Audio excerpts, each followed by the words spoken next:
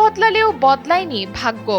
BPL ক্রিকেটে রাজশাহী ওয়ারিয়র্সের শিরোপা জয়ের রেশ কাটতে না কাটতেই এবার নারী ফুটবল লিগেও শিরোপার সুবাস পাচ্ছে উত্তরের দল রাজশাহী স্টার্স।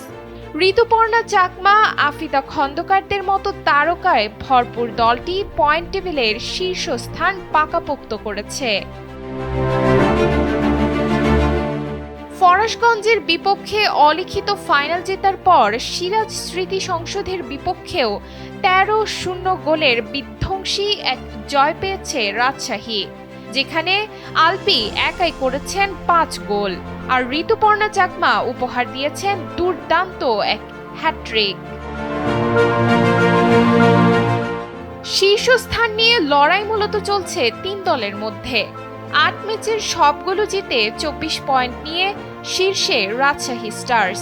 আগের রাউন্ডে রাজশাহীর কাছে হেরে যাওয়া ফরাশগঞ্জ এই রাউন্ডে জিতে 21 পয়েন্ট নিয়ে ফিরেছে শিরোপা লড়াইয়ে। গোল পার্থক্যে দ্বিতীয় স্থানে আছে তারা। সমান 21 পয়েন্ট নিয়ে তৃতীয় স্থানে বাংলাদেশ সেনাবাহিনী। রাজশাহীর সামনে পরীক্ষা সদ্য পুষ্করিণী এবং বাংলাদেশ সেনাবাহিনী।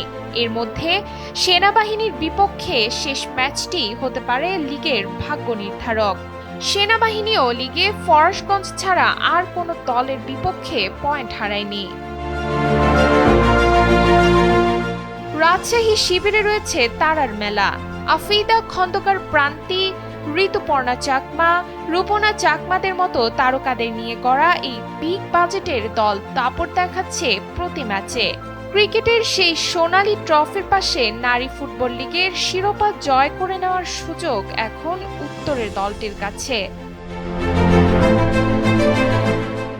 ডেস্ক রিপোর্ট, সময়ের আলো।